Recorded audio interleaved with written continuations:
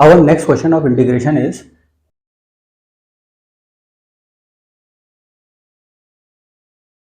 cos inverse 1/x dx।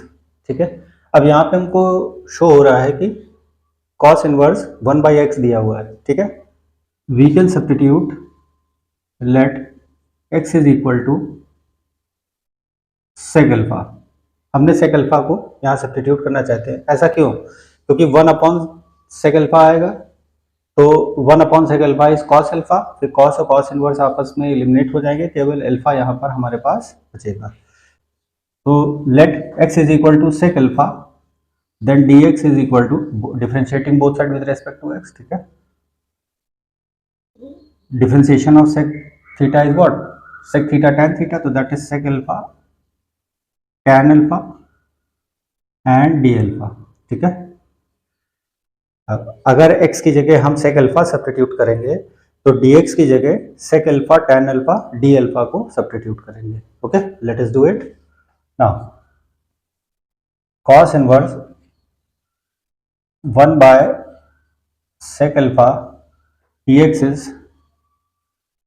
sec alpha tan alpha d alpha, ठीक है, is equal to cos inverse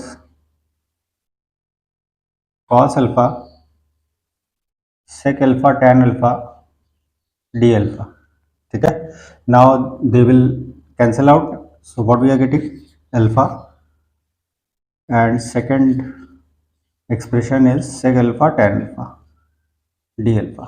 ठीक है, now according to Eilert, alpha is the algebraic and sec alpha tan alpha is trigonometric।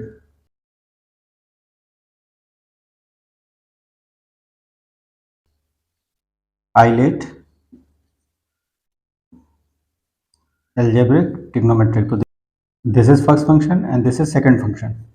ठीक है, now so this is first function and this is second function, so integrating respect to alpha। ठीक है, पहले हम इसको I is equal to फॉर्मूले के according, integration by part के अकॉर्डिंग हम अरेंज करेंगे। तो that is integral sec alpha tan alpha minus d alpha upon d alpha integral sec alpha tan alpha d alpha and then again d alpha। ठीक है, now alpha will be as it is sec alpha tan alpha। now differentiation of sec alpha is sec alpha tan alpha, so integration of sec alpha tan alpha is sec alpha, so that is sec alpha minus d alpha upon d alpha is 1, then we get sec alpha and d alpha।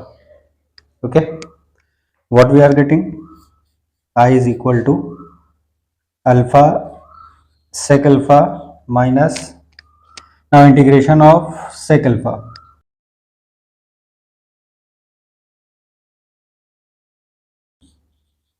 log sec alpha plus tan alpha। ठीक है, plus सी, क्योंकि यहाँ पे पूरा integral operate हो गया तो इसकी वजह से we are going to put integration constant. Okay, now this is not our final answer, okay, because we have got the value of sec alpha as x। okay, so we have to get the answer in terms of x variable। okay, so what we can do now, one thing we can see that alpha is equal to sec inverse x। अगर x sec alpha है तो alpha क्या हो जाएगा? sec inverse x। okay, so that is alpha is sec inverse x and sec alpha is x। ठीक है, minus log, now sec alpha is x plus, यहाँ पे देखिए 1 plus tan square alpha is equal to sec square alpha. Okay, तो that is tan alpha is equal to under root sec square alpha minus 1, तो that is tan alpha is equal to under root x square minus 1। Okay, so that is in place of tan alpha we are going to put under root sec square minus 1 plus c, and this is our final and ultimate integral for this integral। okay, I hope you got it. Please like और subscribe जरूर कीजिएगा। अगर video कहीं नहीं समझ में आ रहा हो तो उसको पॉज करके एक एक स्टेप को ऑब्जर्व करते हुए लिख के समझिए।